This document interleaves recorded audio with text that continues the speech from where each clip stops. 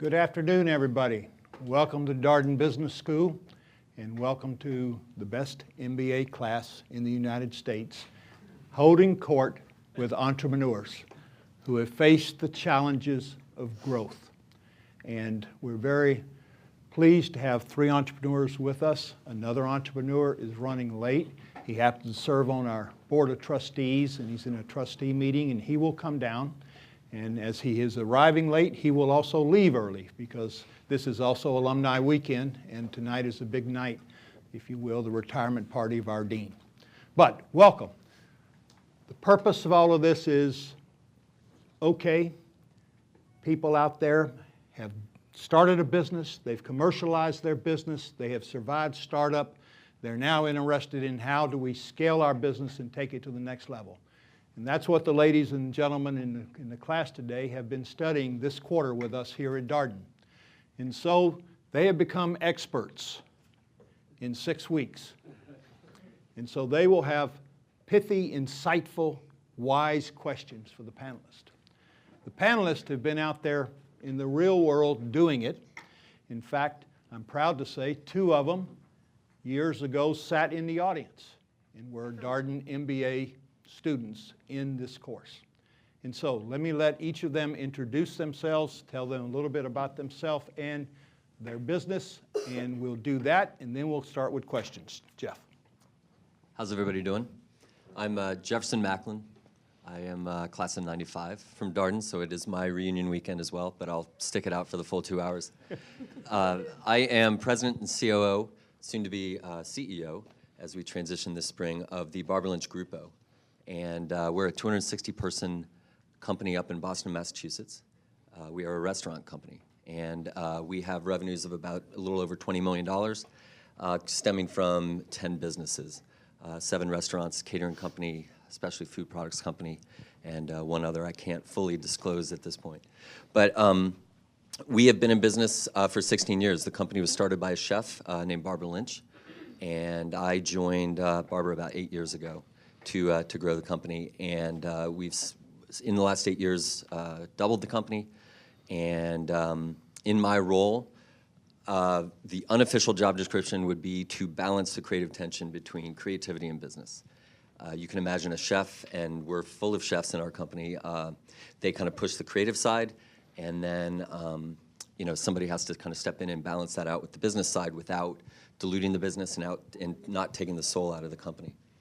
So we have based our business on 3 pillars, and that is obviously food, but hospitality and service, because it's our belief that a bad meal can be made up for with good hospitality. Bad hospitality cannot be made up with a good meal. So we really have pushed that forward. We've been very honored in our business to have succeeded. Barber won the Best Chef of the Northeast through the James Beard Awards. The James Beard are kind of the restaurant industry's Oscars. In 2012, we won Best Outstanding Wine Program for No. 9 Park, our oldest restaurant. And then just this past year, 2014, Barber won Best Outstanding Restaurateur of the nation. So that was an award that we felt went to the whole group that we have. So. Great, Jefferson. Nice to meet you, and we'll talk a little about managing the creative side of things on our end as well. My name is Natalie Foley, and I serve as Vice President and Chief Operating Officer of Pure Insight. It's an innovation consulting firm, so those are 2 great buzzwords that are thrown around a lot. So I'll explain what we wake up and do every day is help established companies act like entrepreneurs and create new businesses, new services, new revenue streams for themselves and for the folks that they serve. So we're a professional services firm, so you'll hear me talk a lot about human capital, which is really what we rest on, and our IP, which happens to be very much correlated with Darden. We do a lot of design thinking in our work and have co-wrote some books with Jean Litka, for those of you who might know her, have taken her MOOC as well for folks out all over the world listening in. We've been around since 2004, so we're going on our 11th year. We've had 2 major pivots, and I came in at the second one. I have a lot of empathy for you. I was sitting in the seat, but I didn't accept my job offer until the day before graduation. So this was just a fun class that I thought was really interesting, and then it became my life. And Ed has gracefully been there as I've turned to him constantly as I continue this class basically for the next 4 years. and he's been very generous with that. So can you hear me okay? Okay. So a little bit more about Pure Insight. Like I said, we've been around since 2004, and we also, some other things that are interesting about us, I guess, is we're based in D.C. We prefer to have a studio culture. As I was talking to Jefferson, we do hire a lot of mixture of folks intentionally for the work that we do, and we do hire a lot of folks who are trained in design, but also know business. And so that blend is going to be, we talk a little bit more about that as well. We're in the early stages, so we're 10 folks in our core team, and then our extended family is a group of specialists that we pull in as needed. And our revenues are less than $5 million. So you'll hear, us kind of talk a little bit differently about the stages of growth that we're in. Hi, I'm Mike Feller. I'm a 2009 grad. I currently am the president of Three Fellers. It's a wholesale gluten-free baking company.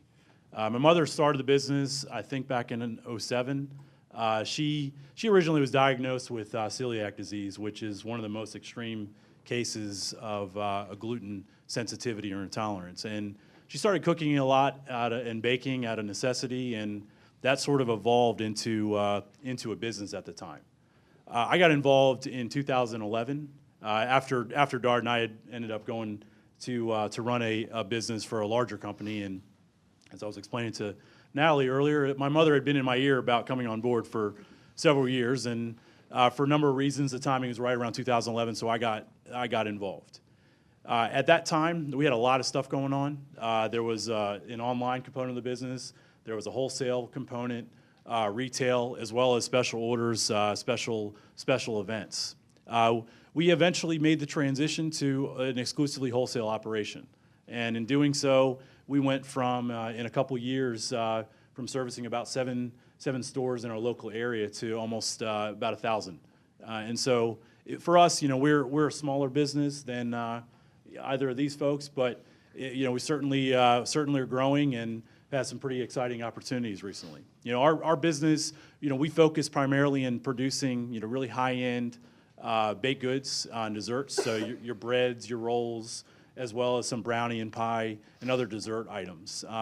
We service the retail and food service spaces, which gives us a nice little split and diversifies our customer base.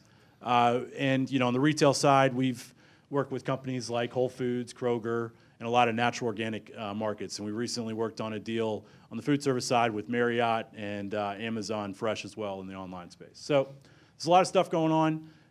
But it's certainly been a great experience so far. Okay. We're going to finish up our introductions in just a second because our fourth guest is just arrived, Lyons Brown.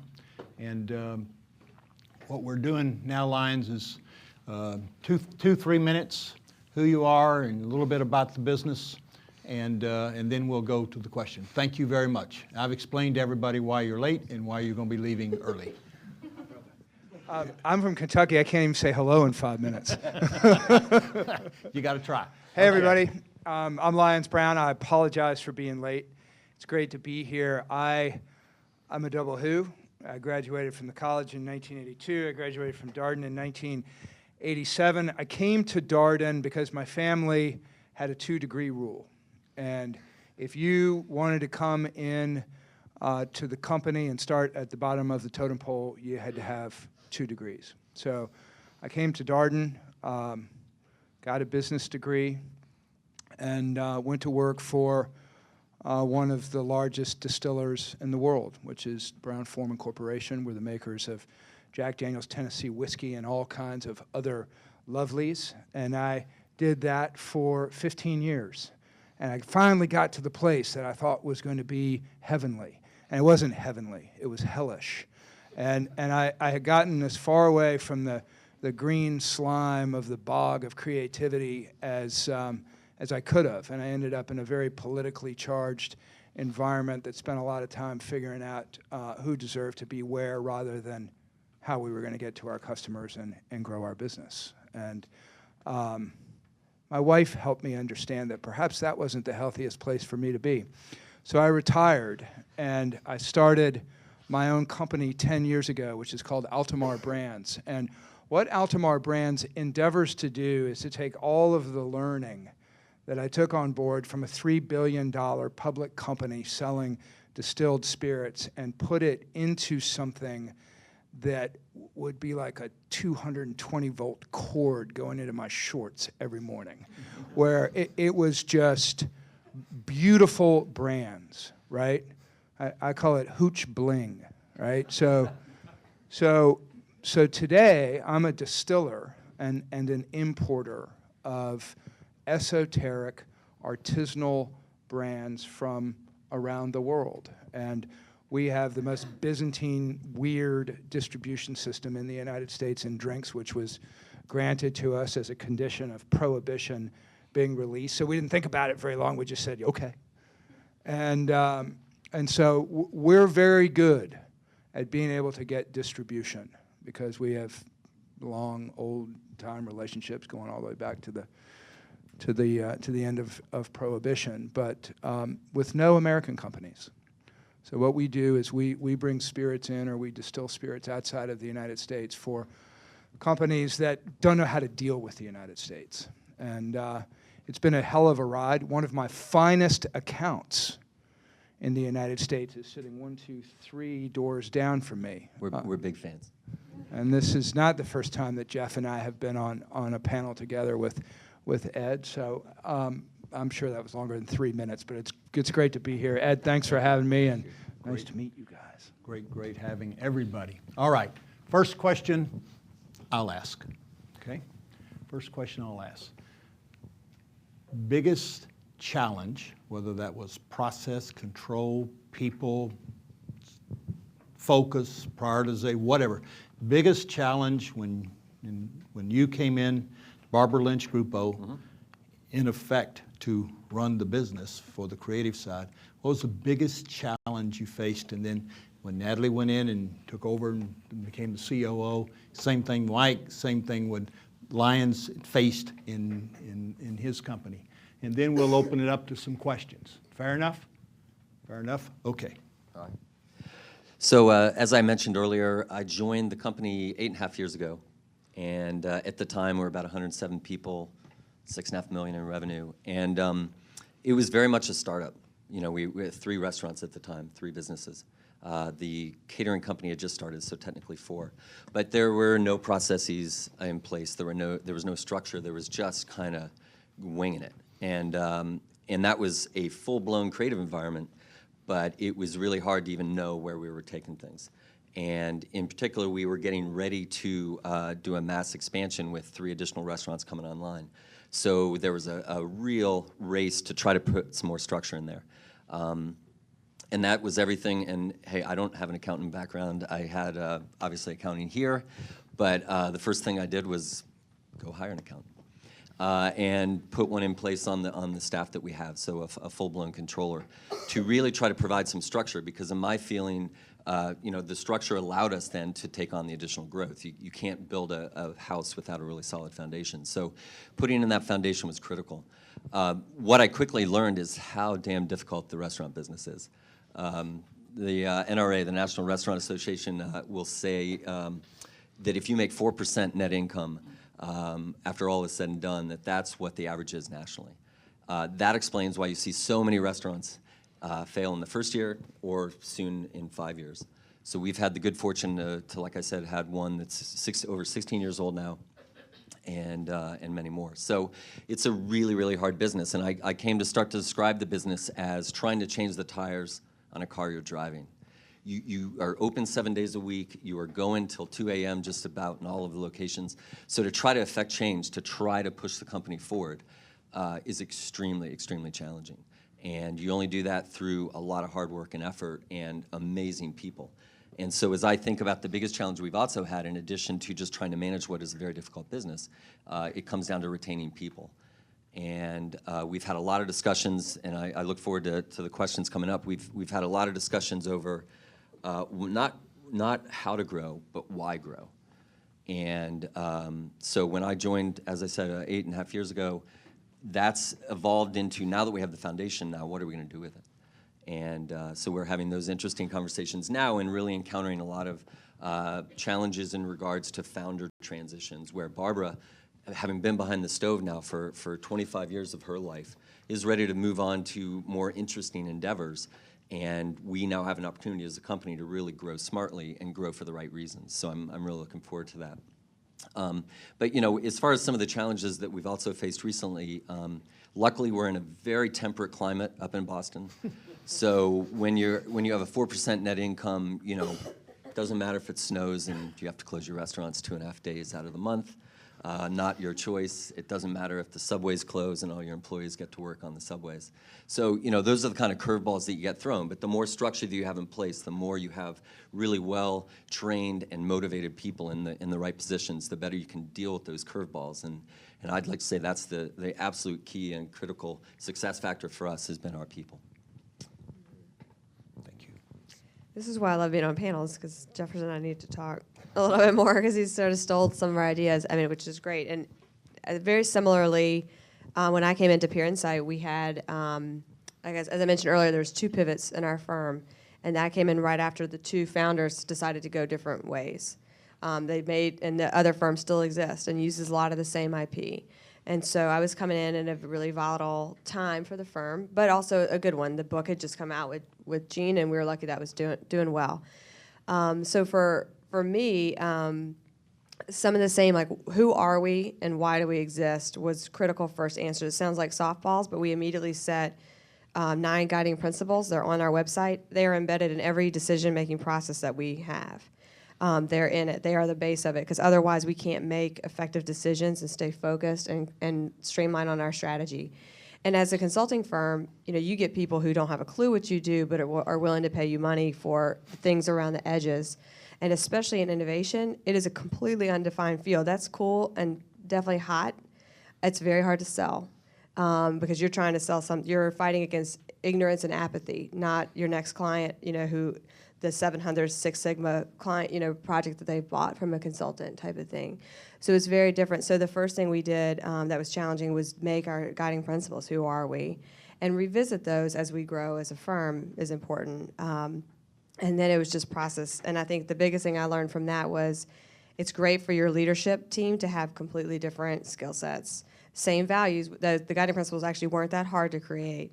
But it was wonderful that our founder and CEO is more of the visionary. You know, he's the thought leader, and he's amazing at that. He hates processes and is the first to say that he'll do it once and then completely change it because it's just more fun to do it again, even though he's an engineer. And so I think that was a really good learning moment for me. Of like, I never again will work with somebody who looks and thinks like I do, because it's really important to have somebody in a different role. So I came in and was the worry wart, to be honest, you know, and sort of the realist, I'd say, and set up processes out the wazoo. And then as things were not a priority, you know, making the process around it wasn't a priority, and things that became priorities needed more processes and attention. So hopefully that helps tee up some questions and conversations later too.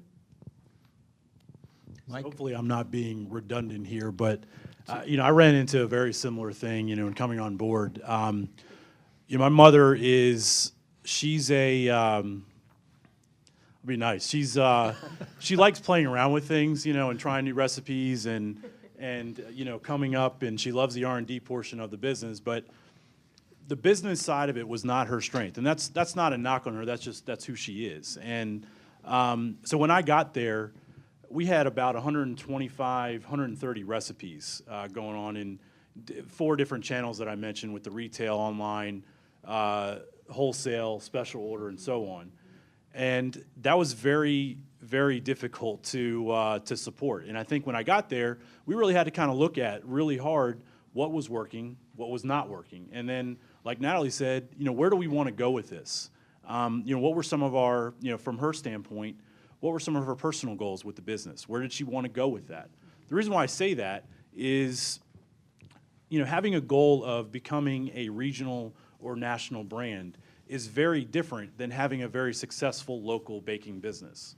So those are some questions, you know, to sort of reiterate here, that we had to get a good feel for in terms of what she wanted out of it. Because before we answered that, and before we had a sense of what those goals were, we couldn't make decisions on how do we want to go forward. And they really framed a lot of our decision making in how to proceed.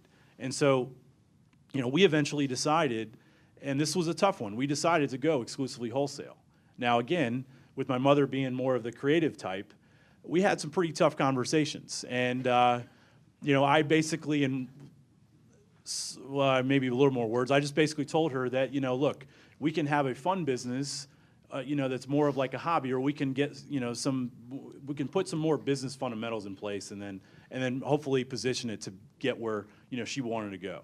Now, I promise you that wasn't popular all the time, but, I think that after a while, I think, everybody really bought into it, and I think we really understood that. But that it seems simple, but it's much harder to do than you think, and it really keys, the rest of what you do really keys on that. The other side of it too, for us, being a very small business, and we were, these guys were probably several stages ahead of us. For us, revenue was a real critical challenge, and really, when you're at sort of the level we were, we're really servicing 7 local stores at the time. Figuring out where your dollar is coming in every day, especially as part of a family business, that was tough.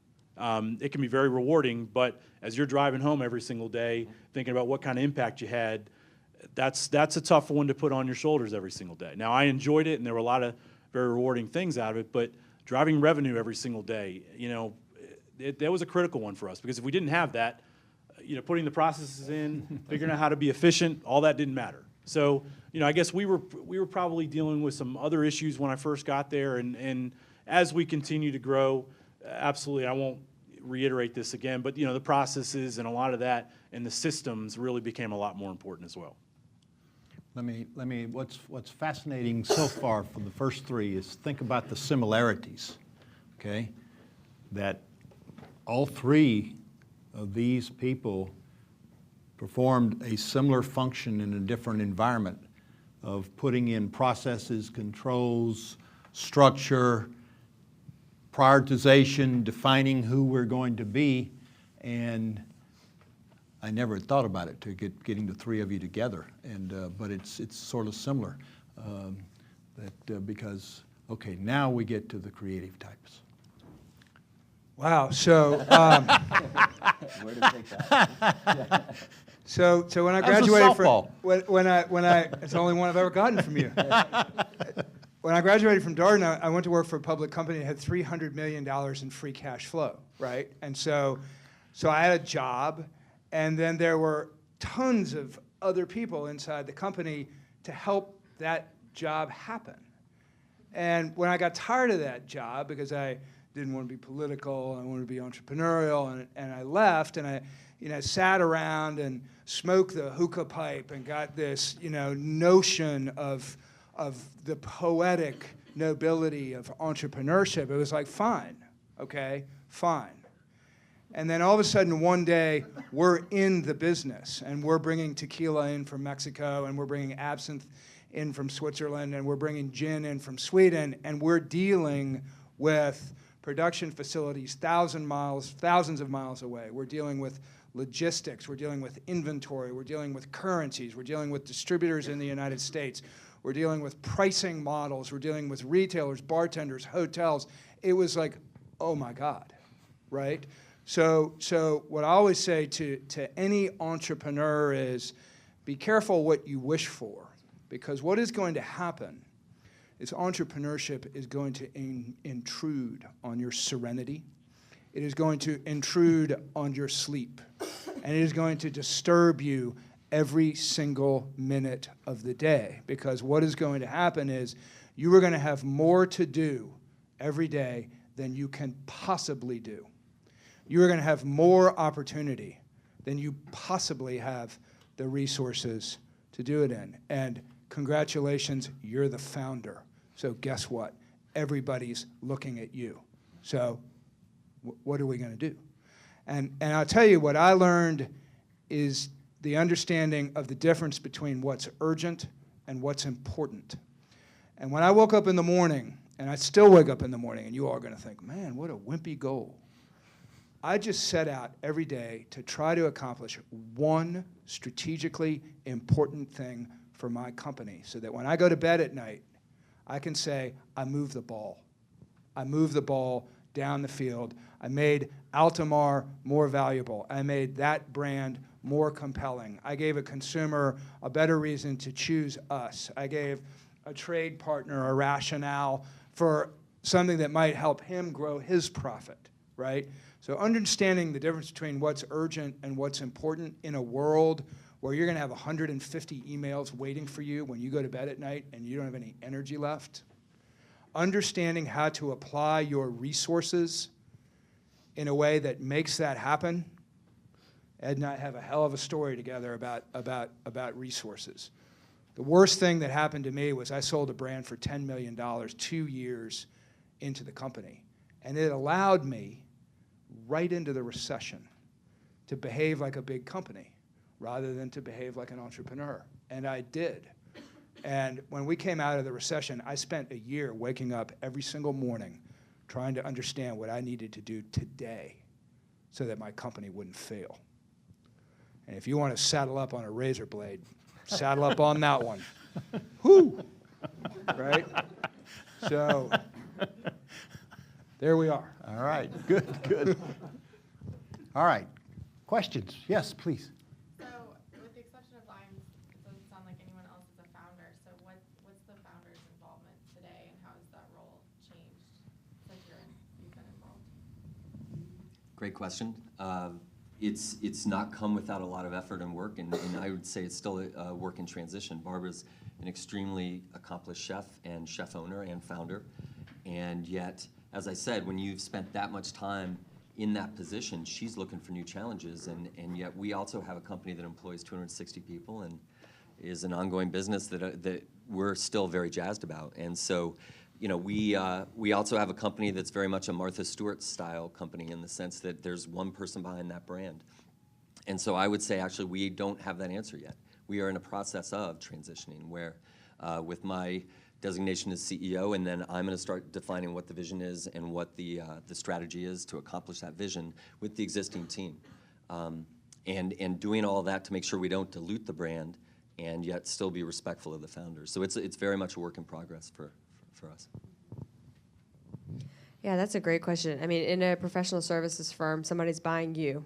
So when you go to sell, they want you when that consulting gig is up, not your 30-year-old, sidekick who doesn't have gray hair. And so I think when you're dealing with an entrepreneur who knows, and consulting is high turnover. It doesn't matter how great of a firm you have.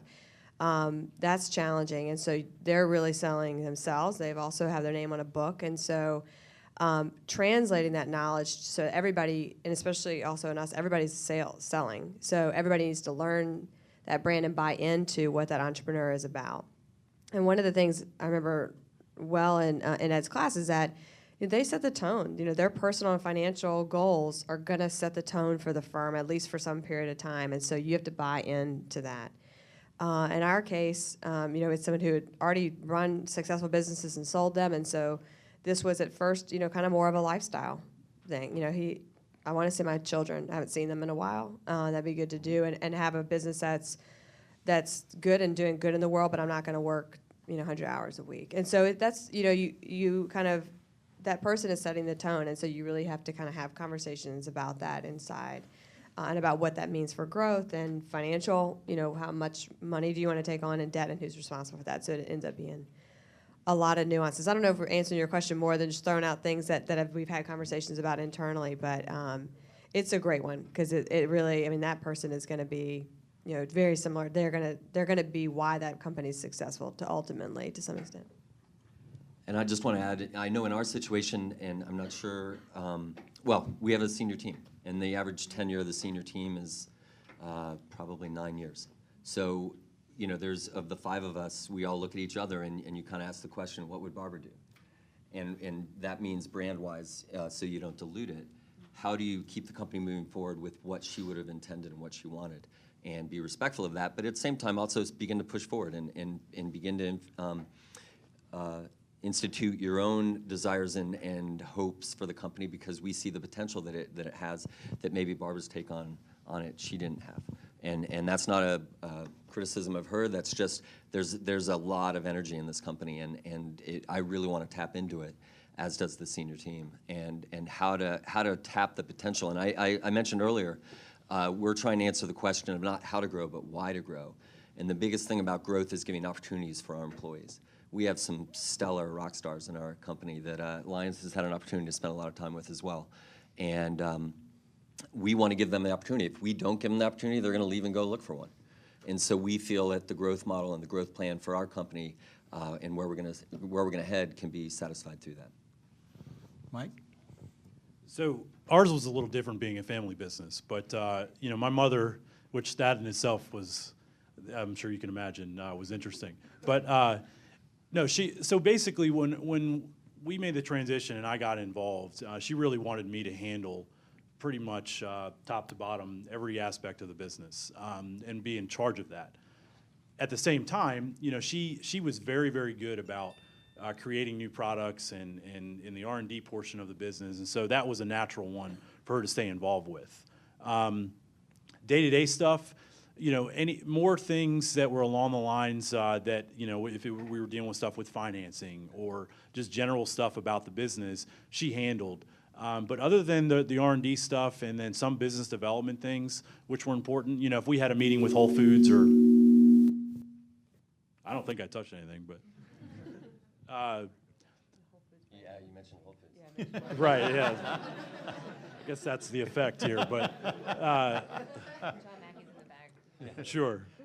So, all right, I won't use them, but you know, any important business meetings, you know, if we're looking for new opportunities, you know, those were naturals for her to we would go together and meet with some folks. But those were the primary areas. I think a lot of it came down to, you know, where her interests were, you know, what her strengths were, and so, you know, we just try to find a match as best as possible. But it's not as clearly differentiated as, you know, probably a larger company, if you will. Okay, I've got, when you have a question, if you raise your hand, we'll get you a mic, okay, because they couldn't hear the question. Yes, sir. So I have a non-traditional background, and one of the things that scares me about entrepreneurship is I don't have an industry or even an item that I'm super passionate about at this point. And I'm hoping maybe my first few years in the real world will alleviate that concern. But Lions, you don't have this problem. Mike, you kind of stumbled into working for your mother's bakery. How have you dealt with that? You probably didn't go through business school wanting to run a organic food company. How has that been for you? So that's a very interesting question. And no, I'm going to agree with you. I never went into my Darden experience expecting I was going to be in baking. So, yeah, first of all, you don't want me baking. But, you know, for me, that was interesting. You know, really going through my life, really the two industries that I had a passion for, really interested were sports and education. And, you know, when I first left Darden, I actually went into an education company. For me, you know, it was different just because this is your family business, and so, you know, it obviously was extremely important to me. You know, even the years where I went and worked for another company after leaving Darden, you know, I was still very much involved, you know, with stuff that, you know, if she had a question or something, she, you know, call me up at night and ask for my feedback. So I was already involved before I got there. But, you know, what I found was, you know, any business, regardless of what it is, you know, if you put the effort in and there are a lot of things you can find that are very rewarding. You know, I don't go home and bake at night. My wife does, but I don't typically find that, you know, to be my outlet. But I think there were a lot of things about the baking business that also translated across any type of manufacturing business, that there were a lot of parallels. And so I think it's finding what part of that business really interests you. You know, it may not necessarily be a direct match, but I think that you'll find that no matter what the business is, you know, like I said, there are a lot of parallels, I think, across manufacturing businesses, no matter what they are. So I don't know if I'm answering your question or not, but that's the way I think I looked at it. Naval Academy, is that right? Yes. Oh, I'm sorry. I say that only because I'm a West Pointer. All right, so I know exactly what you're going through, and I can also convey to everybody here. I mentioned I'm here for my reunion weekend. I'm here really excited to be here for my reunion weekend because Darden really changed my life. Having been to West Point and graduated from there and then gone into the Army, it was a family thing. You know, I didn't know what profit meant. I mentioned I have no accounting background, all that kind of stuff. That's all because of the military background. But what Darden led me to find and discover was that you can actually do what you love. And I never dreamt that when I graduated West Point, I'd be in the restaurant business. I never dreamt I'd be in the music business, which I was in prior. It was all because of Darden, though, where I had this transformative thought that you really can do what you love. And so I've always endeavored to do that.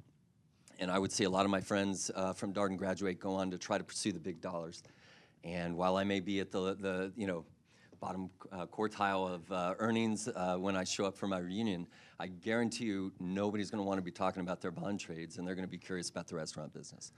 And I'm not saying that to demean bond trading. I'm just saying that there's a little bit of a passion thing that you got to tap into. And so I started at Darden to use 2 years of a time out to try to discover what it is that I love and what I enjoy. And then how can I accomplish that in a professional manner so that I didn't know whether I was working or playing. And, you know, I think you can tell from Lyons and how jazzed he is by his business and all of us. I think there's an energy that you bring to it when you're tapping into that live wire that you know, you can really go for something. So I encourage you, you know, to go for whatever look at your own kind of personal inventory. What is it that you dig? And then pursue the hell out of it. And it most likely will come in incremental steps, because you can't make that leap all in once. And I did that where, hey, I had to pay the bills. I thankfully kept my in-state tuition here, but it still was expensive. I went into consulting, but on the off hours of consulting, of which there were a few, I was able to manage bands in Boston, and that allowed me to make a transition into the music business by getting my feet wet. And so when you really do that personal inventory and get a sense of what you're into, you know, just try to figure out how you can dabble in it, get a little bit of experience. That might help build a resume, but then you can make the leap into that. And it might be your own thing. I mean, we're in a time of huge entrepreneurial activity, so you can do your own thing now a lot easier and jump into it all in. I mean, since we're talking about passions, I'll jump in. I mean, experiment too with it. You don't have to go and start a business. You know, just try something out on the side and give yourself 6 months and $10,000 and see where it takes you. You don't have to, you know, all of a sudden start the most world successful firm, you know, and that's, obviously I'm practicing what we preach for a living and what we help our clients do, but that's, that to me is something, you know, I mean, the small business you're creating, I went from IBM with 400,000 people on a badge, and now I use a key and get into the building, and it's just a nice feeling that I'm part of something. And obviously, you heard me get my job at graduation. I mean, I spent the same thing, 2 years. I'm here to explore, like, you know, not just run to the next thing, because it's hard to get out of it. You know, and now we have an 18-month-old. It's like, if you're going to be away from that person, you know, girl, guy, doesn't matter what gender you are as a parent, you better be really liking what you do, right? So, and you have to be passionate about it. So just explore a little bit, and don't feel you have to have it all figured out. I'm going to talk anyway. So we have we launched an incubator down the hill 3 years ago, and I hang around down there. We've had 75 startup companies come through there in the last 3 years. We've read 300 applications, right?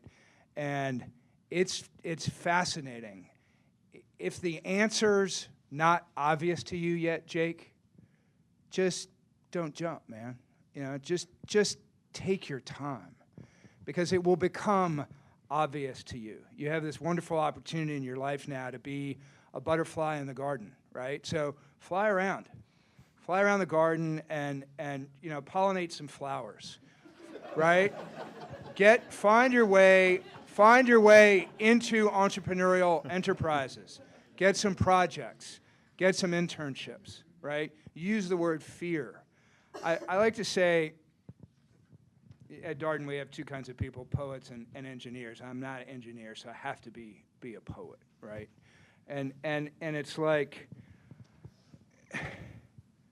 if you'll grant this poet some editorial license, I believe there's two kinds of people in the world, entrepreneurs and everybody else. And what distinguishes them is fear. Generally, I don't find fear in entrepreneurs. It just doesn't seem to be in their dictionary, right? The notion that they could fail just doesn't seem to hit the radar, right? So you have this very determined, single-minded progression and dedication. And then we hear this phrase, serial entrepreneurs. Well, what are serial entrepreneurs? Are serial failures, right?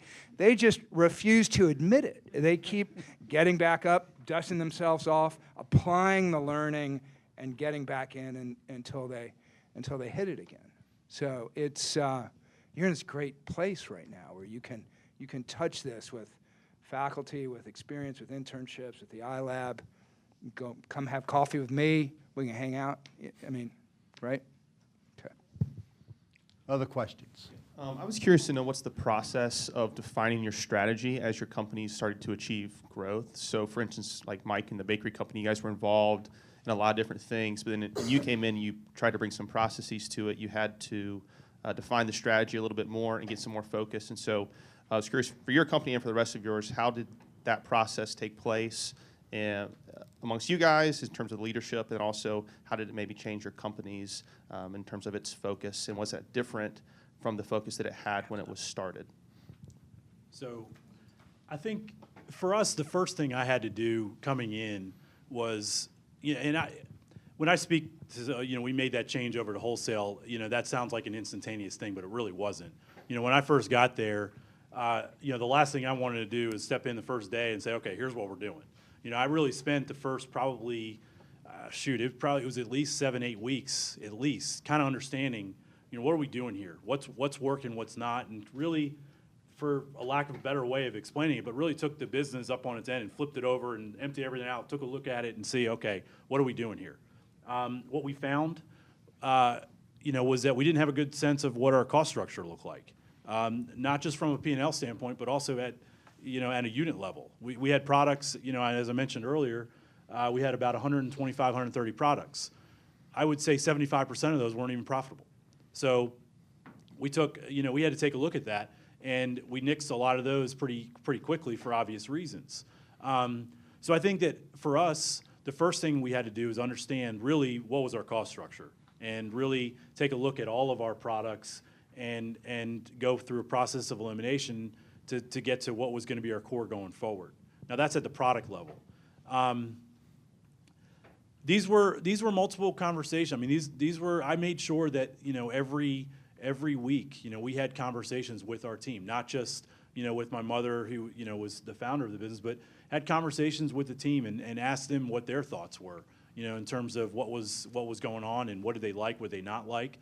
But as we move forward, we had to make sure that they understood why we're doing this. Because as, I'm sure you all know, change is not an easy thing, no matter what it is.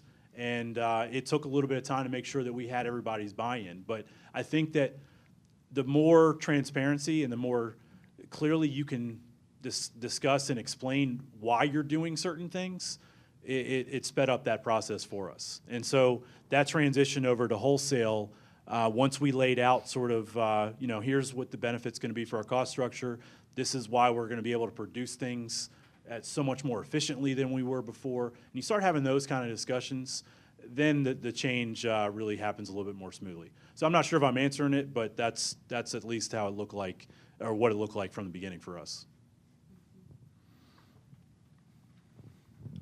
Please have a strategy, okay? It's the rudder on the ship, right? So really, really important as the founder or leader of an organization, define your mission, right? Be a mission-driven organization. Be a mission-driven leader, right? What's your purpose? Try to define it in short, sweet, really motivating words, right? Once you get the mission, once you get your purpose, what's your vision? And we hear about 3-year visions, 5-year visions, 10-year visions. I think in the early stages, a 3-year vision is something that's within reach. You're going to have huge amounts of change and dynamics coming in. As soon as you've got the vision, which is where are we going to be 3 years from now, you build a strategy to that, right? So it's where are we going? How are we going to get there? How are we going to get there is strategy. Simple, easy objectives, right? What are we aiming to accomplish? Who's responsible? When's it due? What's the budget? And if you all have that, you've got a rudder on the ship. You've got a buoy in rough waters that you can attach onto.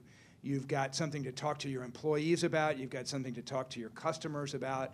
And you've got something to reference that provides stability and comfort, okay? Now, strategy in entrepreneurship is like navigating a boat with a rudder through an asteroid belt, right? So things are going to come at you all of the time, very quickly, sometimes dramatically, maybe game-changing. I mean, I teach a case here at Darden about raising $2.5 million from outside investors based on a strategy that seemed perfectly reasonable in 2007, right? And 6 months after we had done it, absinthe was legalized. And everybody in the country wanted absinthe. And I had a very slow growth, very methodical strategy that I had sold investors and gotten big bucks for, right? And now it was like, I was just kidding. Just kidding, right? Because we got this thing now where we can go national. So just be ready for that. But you know, we get a brick wall down there in the iLab. And the ones that go into that brick wall at Mach 1 are usually the ones that aren't very sure where they're going or how they're going to get there. Spend time on it, it's important. Yeah, we've taken a little bit of a slower path because when I first joined, we were really trying to figure out what we had as well. You know, we were undergoing growth that had already been plotted, but like I said, we didn't have the foundation necessarily in place. And the costs weren't appropriately allocated, the team wasn't right, and so forth. So we finally got to the point, where we about a year and a half ago thought we were ready for growth, and what do you know, we weren't. And there was a strategy that I had in place, and this was where, as you make some of those founder transitions and founder discussions, our discussions centered around that strategy. And if it's not right, if people aren't really on board with that, then it's not going to go right. And so it's better to back up, take your time. We have the good fortune of having revenue coming in, and as I mentioned earlier, it's a real challenge. The thing I was struck by the most was how difficult it is in the restaurant business to even get anybody in the same room to actually have a meeting to discuss a strategy, because everybody's so focused on service that night. So that was one of the challenges. But as I mentioned, trying to change the tires on a car you're driving, that's really what it was like for us, and it continues to be like that, because we're trying to figure out, all right, this really horrible business model called a restaurant, if we want to make more of those, and if we do, how are we going to do that? And we have a good fortune of having 7 restaurants and 7 different business models that we can then choose the best ones and start to grow those. And so we're finally coalescing around that. How we're going to go about doing that and for the right reasons is the discussions we're having now, because again, we want to grow for the right reasons. Okay. I'd add something real quick, sorry, that I totally recommend. And is it okay, Ed? Yep. I'll just cut you off. Imagine trying to find a place where innovation and consulting, so it has to be beautiful, there has to be thousands of Post-it notes. So where I'm trying to do it on the cheap as a COO, we have to spend a ton of money on our strategy retreat space. For us, a big part, we have usually 3 parts of our strategy that are set in stone and 2 that are experiments that we're running. And so one year it was, do we want to be do we want to offer up teaching services? I mean, that makes sense. We have a book, why not? Everybody and their mom is teaching design thinking right now, so why don't we, we do it really well with this book, why don't we try it out? Maybe be a good on-ramp for more consulting. So we ran it as an experiment. We didn't rest our next 5 years on that or, bring it to the bank or ask for a big loan to expand it out. We just tried it. It didn't work. I mean, it actually was successful in some ways and not in others. And didn't meet our human capital needs either. And then the next year we did it with business development. We ran a few experiments and saw what works. I highly encourage that mindset to have, a fixed revenue target, and you're experimenting with what it doesn't. And so you can shut things down 6 months into it if that particular, track is not working out. Just don't feel dogmatic about sticking with the business plan that you nail down. Have some that are firm, and then some that are flexible, and just be clear about why you're running an experiment and how you're going to do it and test it. Good point. Good point. Okay, we have some questions from the audience that's watching. Yes, there are a couple of questions that are about creating the right team, whether that's your startup team or your growth transition team, and sort of what are the qualifications you look for in each of those sort of crucial team building exercises? I like to say business would be easy if it wasn't for people. The single most important and difficult decision that we make is hiring. And the reason that it's so difficult is I just have never been able to find enough time to be able to peel the onion back on a person to the extent that I'm completely satisfied that I'm about to make a good decision. And so, you know, wow, find the mechanisms to be able to do that, to be able to really get into the way that somebody thinks, what kind of a character they are. I mean, I go looking for people that came from really good schools because really good schools are very competitive. I look for athletes. I look for members of the military. I look for people who, you know, are about survival at any cost, because you don't have to instill that in those kinds of people. And in entrepreneurship, what we do not need is people sitting by the phone with a catcher's mitt waiting for their instructions today. I like to say we hire people who have "I know what to do" tattooed on the back of their neck, and they just go out and do it. And sometimes they crash into a brick wall. And we say, try not to crash into that brick wall again. But, you know, really good job, right? You know, tell me what you did and you know, apologize for it later. We need action-oriented, competitive doers that want to win. Couldn't agree more on the comment about the people issue. 90% of our fires or brush fires that we're trying to put out are people related. So hiring is critical, and then it takes a lot more energy to try to correct a bad hire than to put the energy up front and make sure it's the right hire. That being said, I mentioned about how important growth is for us, and growth creates opportunities. So what we prefer to do is actually hire from within. And we try to create opportunities in the company that somebody who has signed on, and we've had people who started as hosts and are now GMs of a $3 to $4 million business. We call it our pixie dust, and there's no definition of what the pixie dust is. I hate to say it, but you just kind of feel it. You know somebody is kind of drinking the Kool-Aid and has the pixie dust of our company when they have it. And we have found when we try to take somebody outside of the company and put them in, and not hire for the pixie dust, but hire for the resume, it doesn't tend to end well. And instead, we try to grow from within and give people opportunities. So again, the pressure to grow for us is to continue to create opportunities because we have people internal that are going to want those opportunities. What percent of people do you hire work out? What's your hit rate? How good are you at hiring? Yeah, I mean, obviously the restaurant business is notorious for turnover. It's a very young business. Boston is in a huge growth mode right now. The skyline is literally you know, cranes everywhere for buildings being built. Each one of them are being hinged by a developer on a restaurant. So what happens is when you train good people, they get poached by all the other restaurants that are growing. And everybody in a restaurant, everybody who wants to go to a restaurant likes to go to the new restaurant. So we have to fight that much harder to make our restaurants relevant, exciting, and inspiring. So as far as, I haven't answered your question, have I? No. I don't actually have an actual percentage. I can tell you that, you know, the going rate of retention is in the low 20s, 20% range. But we have not had a good hit rate on hiring for somewhat senior roles and bringing them in from outside.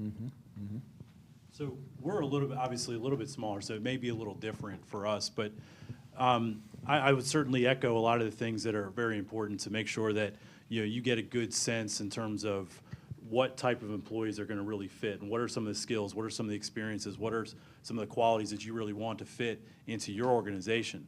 That being said, I think to some extent you also have to be a little bit flexible. You know, the best example I can give for us is that, you know, we started out and we had this mapped out, you know, perfectly. We thought that, you know, one of the pre-qualifications for somebody to come work for us, they needed to have a culinary baking background. Well, that worked out well, and we had some tremendous employees come on that had that. But we just actually, through going through a little bit of an uptick this past year at the end of 2014, we ended up hiring some folks that didn't have a culinary background. And they came through referrals from some of our employees. And I'll be the first one to tell you, they are some of the best hires we've made to date. And so I think that, you have to be a little bit flexible. And I think it goes back to, a lot of the other things that you're talking about, whether it's strategy or whatever. You want to stick to your core and understand what that is, but also understand that you have to move a little bit. And you may need to give on certain things, and some of your strategy may evolve over time. Man, this is a great question. This is what I wake up and think about every day. And obviously, similarly to very people-centered firms, it's important. Some things that we've learned is, first of all, hiring consultants is easy. We have folks do a case, and you'd be amazed what people can say, and then they actually do it, and it's just night and day different. So having a real hands-on interview where you're not just asking behavioral questions, but you're really in some way mocking up what their world would be like, either through, and we do a big role play of like asking the questions like a client would, and if they're nervous on their feet, it's just not gonna fly. We also we don't hire a lot right out of undergrad. We love people who have already been trained by somebody else who's paid for that training, like a big consulting firm. So it's great in that they screen them for us, and when they're tired of traveling and want to do something actually really fun and interesting inside the world of consulting, they come to us. But I also think that you have to lay the groundwork for a place that people want to work. Our guiding principles aren't just up there on the website. We live and breathe transparency. Everybody sees every financial every week. Why? Because you're contributing to that. You've got to know where you fit in that puzzle. And so our transparency is a big part of why people come. And autonomy. You're dealing with somebody, if you want somebody entrepreneurial, you got to give them a lot of room to play. And so, our CEO thinks I can do 7 times more than I think I can. And every day I feel that. And I'm going to do that with everybody else. And so I want somebody who's going to step up to that and not need, to be told every day what's important. Lyons is a great point because no one has time for that. So those are a couple of things that I think have been helpful on our end. Okay. Other questions? Yes. Yeah, you use this. Turn it on. You got to flip it. So now I'm like a member of the panel.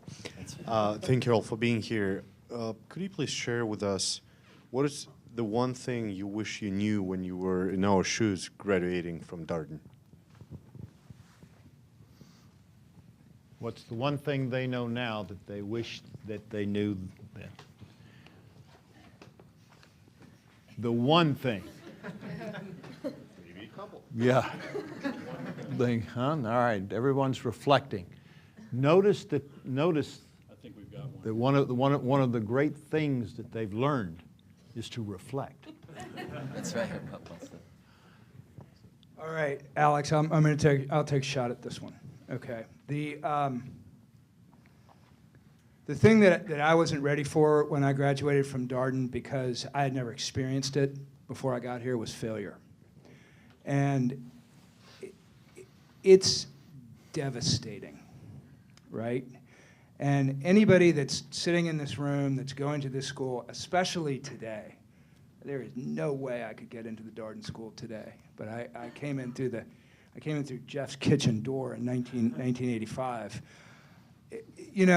By the time you get to this place, to this school, you have had probably nothing but really extraordinary success in your life. And when we go out into the world, we're going to fail. You can just absolutely be sure that it's going to happen. And whether it happens to you in your professional career, whether it happens to you in your personal life, it's going to happen.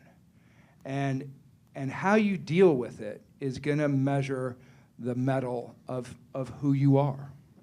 And sometimes we see people that just disappear from the radar screen. They develop so much fear of failure that I say they become men and women leading lives of quiet desperation, living in the middle of the hierarchy, right? So they're there, just VP. Got the house on the cul-de-sac, got dental, got 401k, and have given up their dreams, right? Because they're afraid to fail.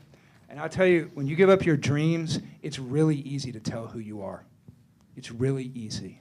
The difference between people that are pursuing their dreams and people that have settled is extraordinary. It is. And so, it's okay. It's okay to fail. It's okay. Just adapt the learning, get up, put your helmet on, and get back on the field. It's cool because now that you've got that lesson, that learning in your system, you're of value. You're of value to your company, you're of value to your employees, you're of value to your wife, to your children, whatever it may be. So it's an excellent question. Thank you. And I may say it a little differently, and I don't know if this is necessarily something that I wish I knew. Maybe it's something that's hard to get experience with, but there's a big difference between analyzing it at the 30,000 foot level and then being in the chair. And I think that having more experiences of being in the chair and knowing what that's like and having to make decisions and then having to live with your decisions, especially at an entrepreneurship level, you're dealing with a lot of imperfect or incomplete information. And so I think that having, not just developing a comfort, but you do after a certain time period, you get better at it. And to Lion's point, some of the things you may do, they may not be the correct decisions, but I think in a lot of areas, you'll find that sitting back and not making a decision is oftentimes worse than making a decision that you may end up having to change later on.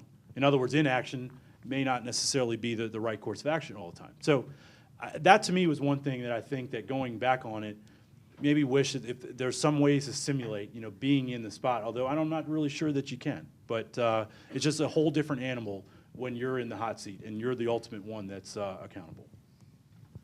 If I think back to '95 when I graduated, the one thing I wish I had known then was just a little more confidence to stick with it, because I was definitely feeling, I was a contrast to a lot of my other classmates who were, and again, I was going into consulting, but I knew that wasn't the end goal. I was going to keep pushing and trying to find interesting things to do that jazz me up. So I think that would be one thing. The other thing on a business level that I think has been surprising, or that I didn't know then, and again, I had a military background, not known for having a profit and loss world in the military side, but it's just amazing to me and remarkably difficult to get people to give you money for something you offer.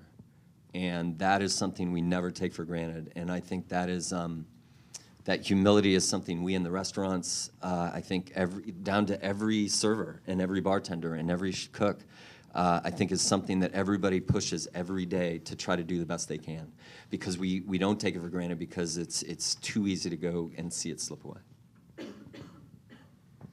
So when it's nice to go last, you can kind of synthesize and then put your name on it. I think a couple of things. I think finding someone in your life that will tell you no or that's a bad idea is critical. One of the things I thought at Darden is it's a wonderful, nice, supportive community, right? I mean, it's amazing in that way. You feel like you can kind of do anything. Should you be doing that anything? Probably is something you wish somebody had been like, that's actually, have you thought about this? Or that's not at all what you said, you want to do. You often, there can be a culture of telling people what they want to hear. I don't think that's just Darden. I think that's just the world. It's a very self-affirming. You can go and find the people who tell you what you're doing is great. And frankly, as an entrepreneur, you can probably find somebody to give you money to tell you your idea is good, and then it's not. So I think that's a really important thing. Making time, this sounds super cheesy, making time to reflect and stop and pause. I mean, you heard us all kind of talk about taking steps in our lives and lines is most salient, to stop and say what's important. Because I think what you'll find, and it's a total, as my friend at Darden called it, princess problem, is once you get on this train after Darden, it'll take off. And if you do well, you'll continue to be offered the next level up and the next level up. But if that's not where you want to be, you're going to spend a ton of time working your tail off at something that's not fulfilling and making a lot of sacrifices along the way. And so just really being clear about what it is that makes you tick, what value you want to make in the world, and where you want that to show up is important. And however you find that way, I think is really key. Good. From a technical side, sales and human capital is something that I wish I had somebody, a back pocket that's just constantly telling me how to do those things, two things better, and a constant evolution on that. Very, very good. Very good answers. Catherine, another question from the audience. Yeah, so there's a couple of themes that are coming up, and one of them is, we were talking about bouncing back from failure. There's a lot of questions around the idea of when to throw in the towel, whether that's you're not excited about your business anymore, or you're an entrepreneur and it's time to give up on the idea, or to hand the reins over to somebody else who can run with it. So what's the fine line between persistence and stupidity? Exactly.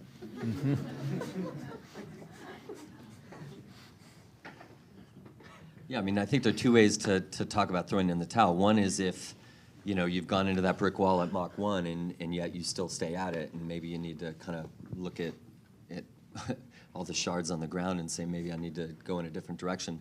I know for me, the last year has been all about a transition and watching a founder go through, and I've actually had a good opportunity to speak with a few other restaurateurs in the nation that are going through similar issues, people in my shoes that are working with chefs.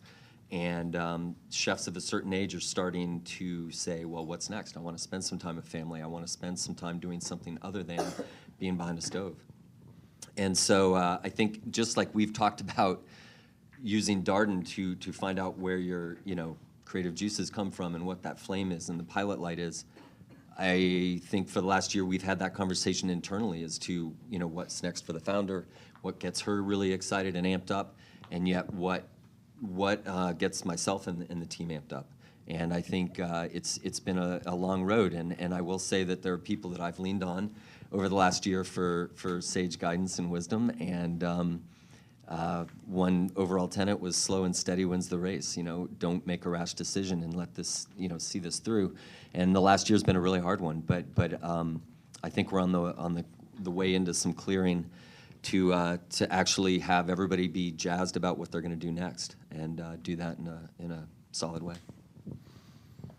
I was going to say the perfect time to throw in the towel is when somebody offers you 40 times EBITDA. That hasn't happened to me yet, which is why I'm still sitting here in front of you guys. But that's not the question.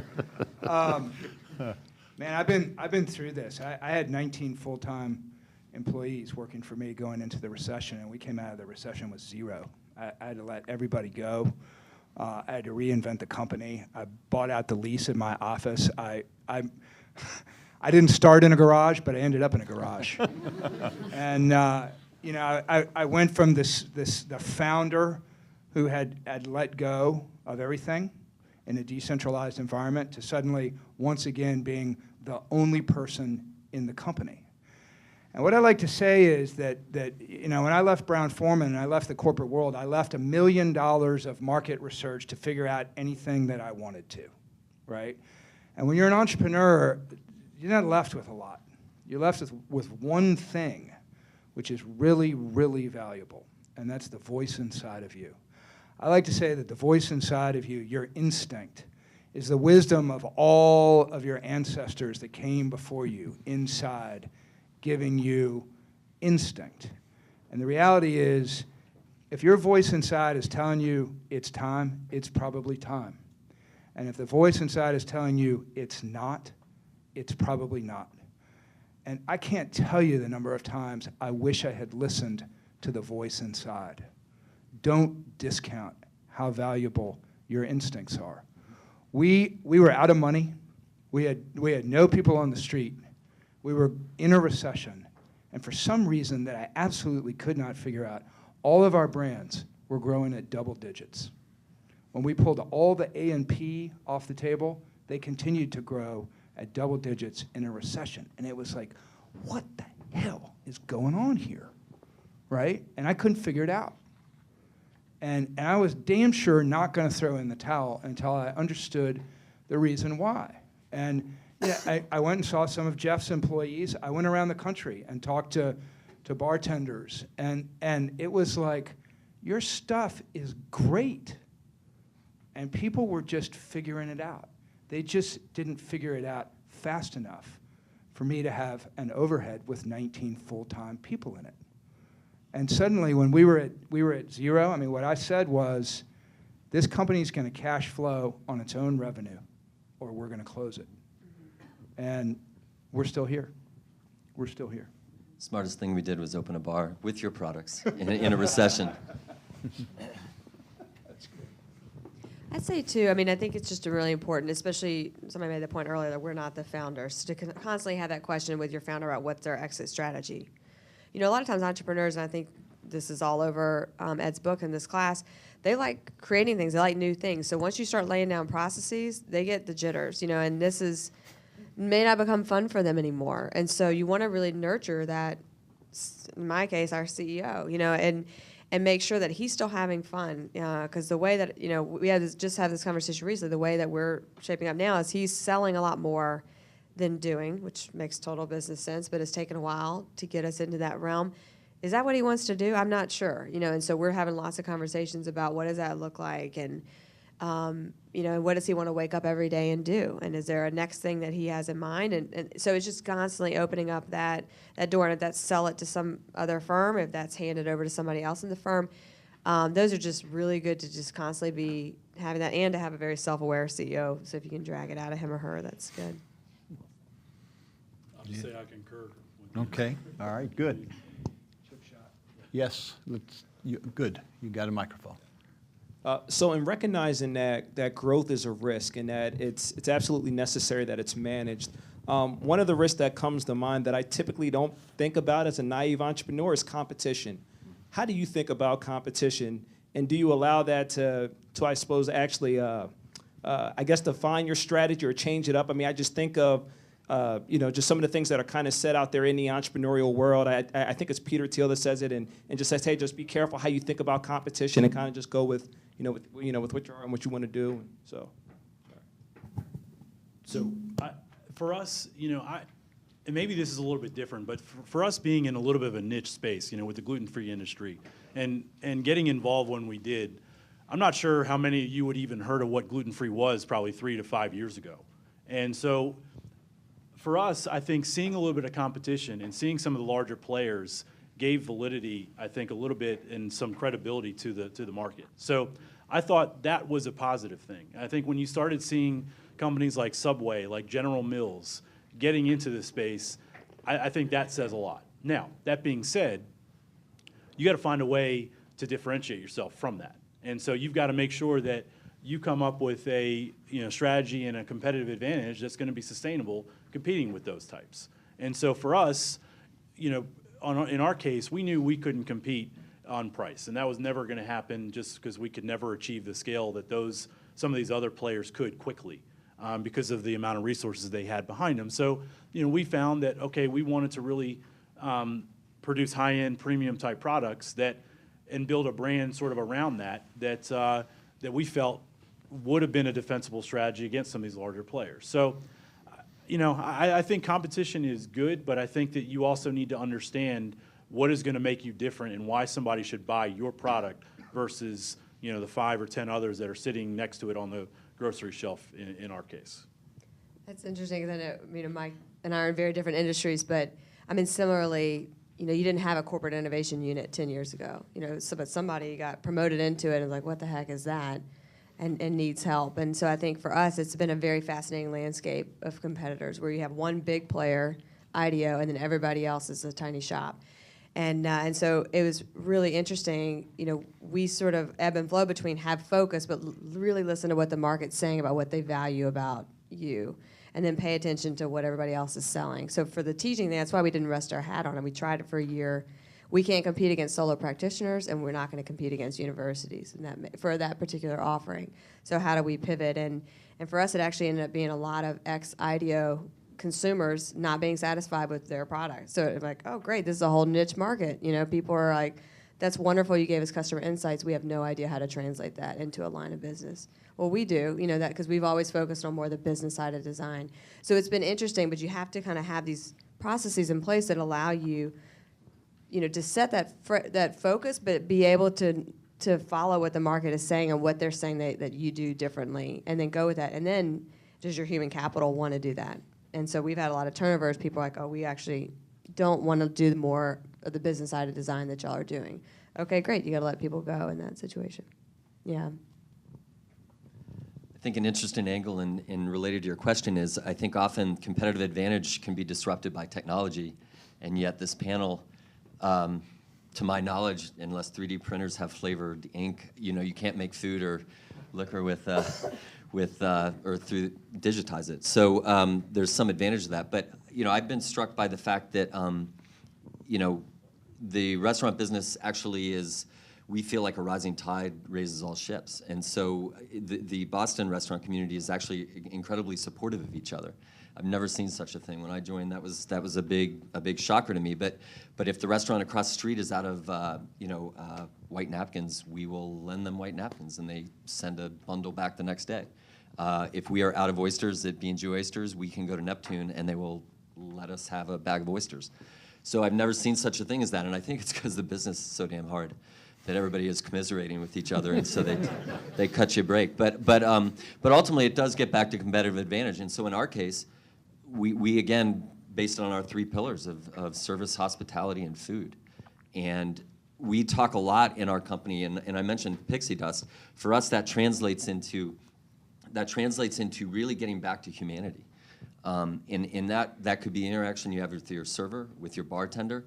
It could be why we don't have one TV in our entire restaurant group. People spend way too much freaking time looking at screens. What if you can actually go to a bar and have a conversation with your fellow human being? And so creating an environment where that can kind of take place is again a competitive advantage. Instead of covering the entire wall with flat screens, what if you actually go the other way? What if you actually create the right environment to actually have either a really great meal, really great service, really great food, really great cocktails? But that to us is competitive advantage. Just distinguish yourself ruthlessly, right? Just distinguish yourself ruthlessly. And I mean, I'll give you 2 examples. There's 1,200 tequila brands being sold in the United States today. I can tell you unequivocally, I sell the one that is the most unique in the marketplace. No question about it in my mind. There's no way that I'd be in a market trying to sell a tequila with 1,200 competitors unless I could say that. Figure out how to distinguish yourself ruthlessly. My friend down here at the other end has a bar that doesn't have any bottles in it. You will walk in the door and you'll do what I did the first time. You'll walk out because you'll think you're in the wrong place. Okay? The bartender's the show. The bartender's the show at Drink in Boston. And you go in there and you're like looking for brands and bottles, and there's nothing. There's just a bartender standing there. And the bartender says, "What are you feeling?" Right? And you say, "I'm feeling tequila." And then the bottle comes up. A bottle that has been chosen from a blind tasting of all the bartenders in Jeff's bar. No knowledge of brand, no knowledge of distributor, no knowledge of people like Lion standing behind it. What is the single finest tequila that we're going to represent? And then they will make you a cocktail that will blow your mind, right? Ruthless distinctiveness. Study your competitors, make yourself stand out. I like to say we build brands that change perception. My job, we're not going to put a brand in our portfolio if it doesn't cause you to cock your head and say, "I didn't know that. I didn't know you could do that." Right? If we can't say that, it's one of the reasons why we don't have vodka in our portfolio. Vodka's odorless and tasteless. The only way I can distinguish myself is through packaging. That's not what we do. We don't do that. We make beautiful, beautiful liquid. So. It is. It's fantastic. Thank you. I love All you right. too, man. I mean, right to you. An entrepreneur wrote me a month ago, knowing this event was going to happen, and said, "Please ask this question." And I made a commitment, so I'm going to ask the question. How does an entrepreneur decide what technology to use in his or her business, and how important is technology in your business, or is it just big companies that focus on so much technology? I mean, nobody touching that one.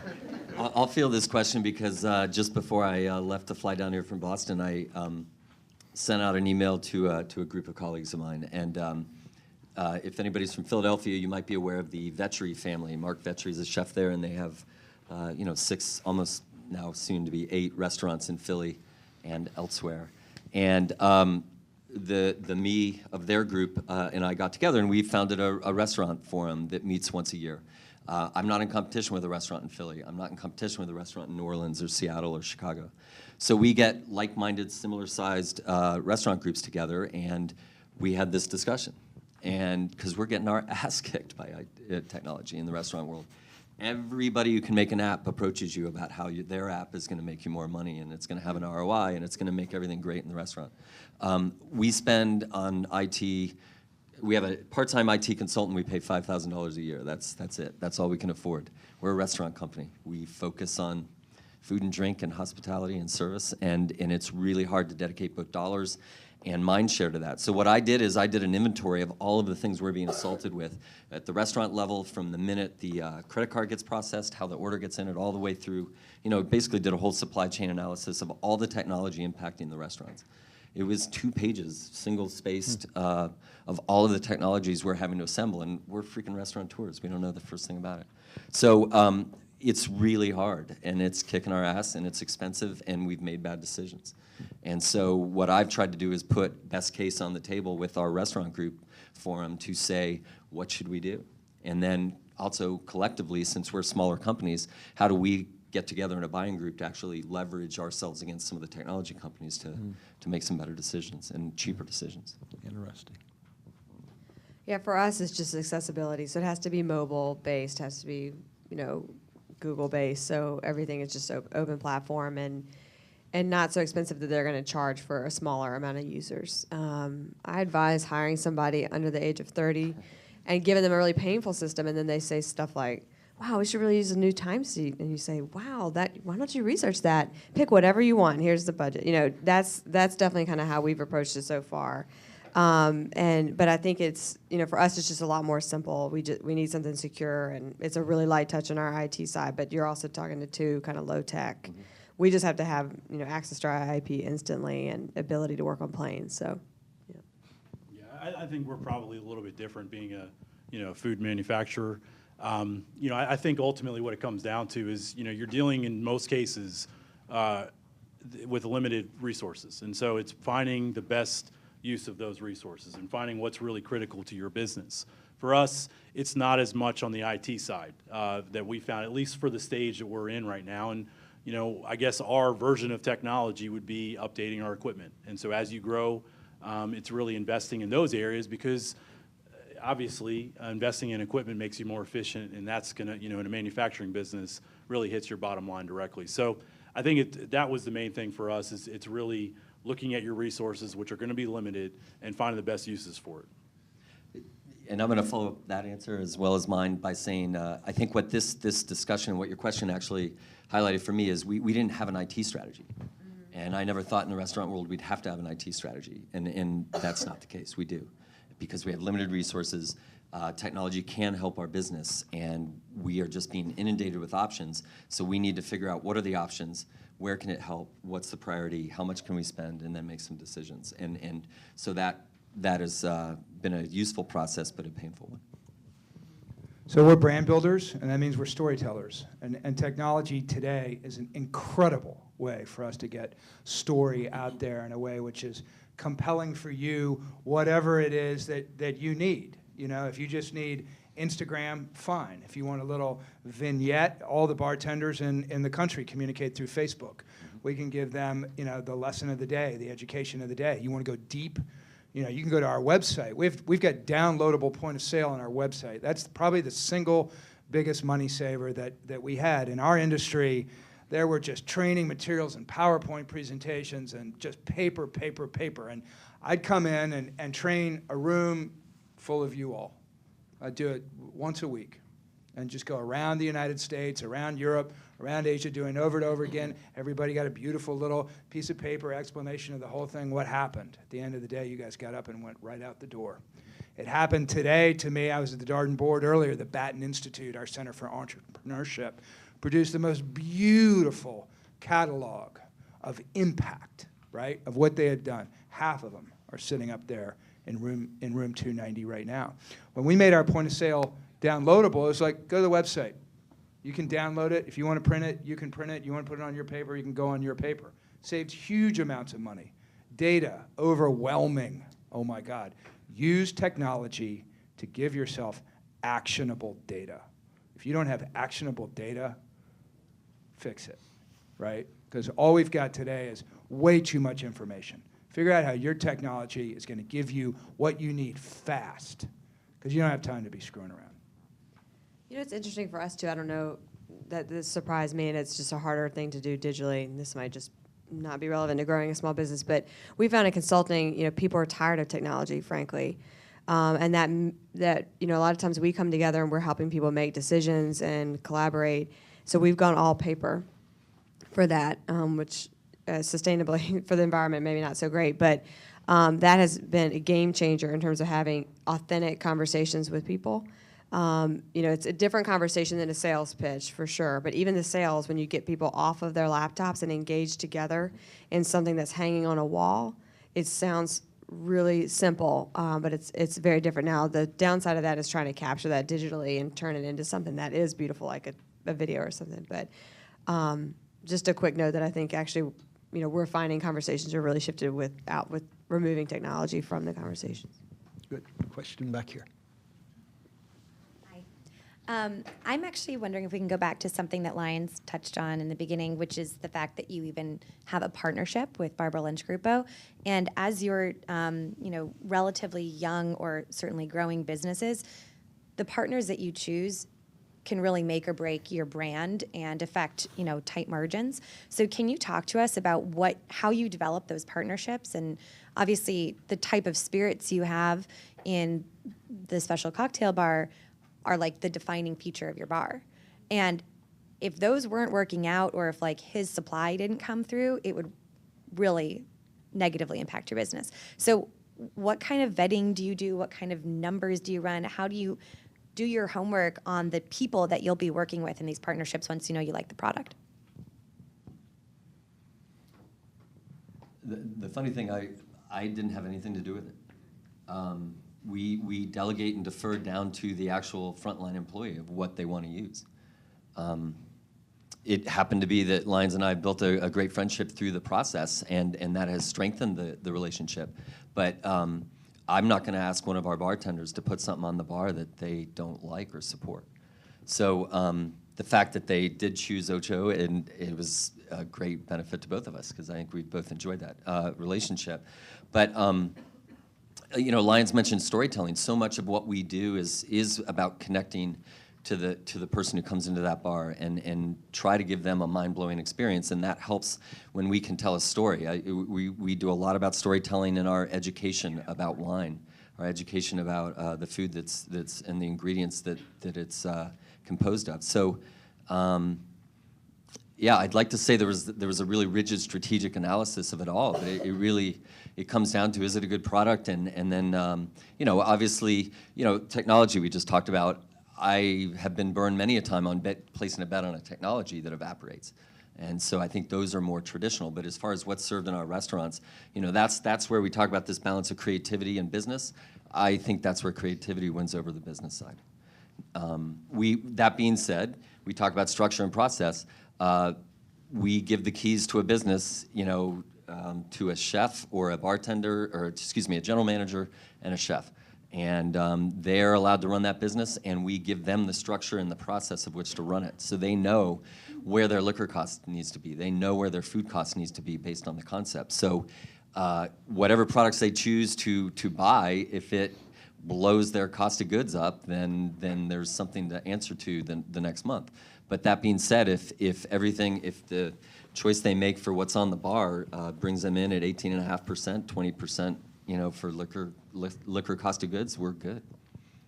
And the guests are happy and the revenue's there. But if they're picking the right products and quality products, it's going to be. It wasn't my father. I had a mentor once who, from the front seat of the car, turned around and looked at me in the back and he said, "Lions Brown, if you ever remember one thing, remember partners are a pain in the ass and they should be avoided at all costs." And there's two kinds of partners that I want to talk about, right? There's partners like the Barbara Lynch Group, where we really want to go and form a partnership with them. And the idea simply is, we're going to offer you something which supports your brand identity, and we're going to offer you something that makes you more profitable. right? But when you're talking about getting into business with somebody, and you're talking about that kind of a partner, that's the kind of partner that my mentor was talking about. And the way that he, I sat in the back, I was like, oh my God. And what he said was, you should only go find a partner if they can give you something that you can absolutely not replicate on your own, right? So all of my partners are distillers outside of the United States. That's what they do. Their job is to deliver the product. Mine is to distribute and market it. We split the trademark right down the middle. We clearly understand what our roles and responsibilities are. And there's another one. Coming back to the brick wall of entrepreneurship and bloody crashes and feathers everywhere, the really ugly ones are the ones where partners did not define their roles and responsibilities, did not write an operating agreement that defines how the company is going to be governed if they can't get along. Really, really important stuff. Really important stuff. So, unfortunately, I've got to go to a party. Our dean is retiring tonight, and we're going to celebrate him. Best dean in the country in the last 10 years, no question about it. And so, always loved the guy who got here late and left early, but I'm afraid that's me tonight. And it's been an honor to be with you all. Ed, thank you so much. Thank Jeff, you. hope I'll see you there. Hope I'll see all of you guys there. Cheers. Many thanks indeed. Yeah.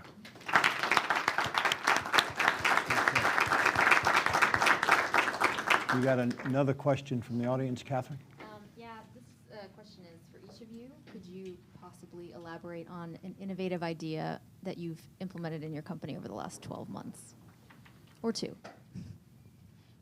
Well, I think one that we did recently, and keep in mind, innovation can take on different meanings here, but we, obviously the obvious ones for us being in the food business, coming up with new products and new channels maybe for business, but we actually, we brought on a big customer where we increased the number of stores we were servicing by over 500 stores at once, which that for us was a lot.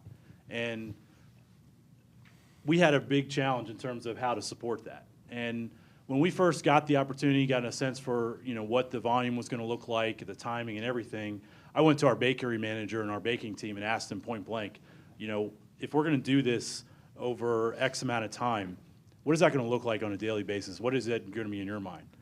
And she came back to me and thought that, she said that it was going to mean 15, 16 hours per day to produce and hit this order on time. And I looked at her and I said, no way. And I said to her, we need to look at this and really dive into it. And it really caused us to go back and look at our processes, look at the way we were doing things and see what we can come up with and really get really efficient and really lean in terms of what we were doing. By the time we ended up sending out the first order, we were doing it in about 4.5 hours a day. So a lot of that had to do with us sitting down, looking at our process, and figuring out which ways we can change it, which I know that's maybe not a direct innovation. Maybe that's not the direct mean that you would think of, but for us it was, because that enabled us to be able to handle it and actually get through it with far less pains than we probably imagined from the beginning. Yeah, so I'd love to hear y'all define innovation for starters, something that we try and do every day and define it differently depending on who we're talking to. For us, we just use our own processes on ourselves all the time. And so we decided last year to completely redesign our performance review process. We call it PBR, promotions, bonuses, and raises. And we had a system, but it wasn't fitting a lot of our cultural principles, which is for everybody to kind of have a say and for it to be transparent about how it works. It wasn't transparent.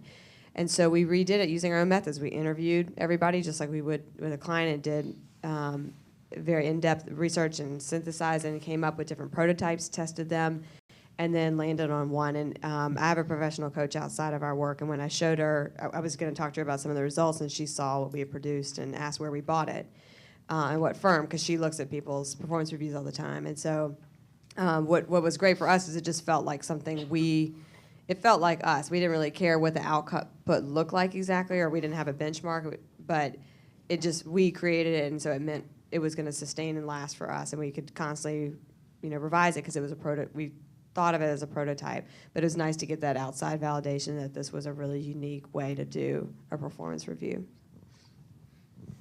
We provide each staff member a PBR as well after the shift. Different PBR. Okay, that didn't go well. Okay, so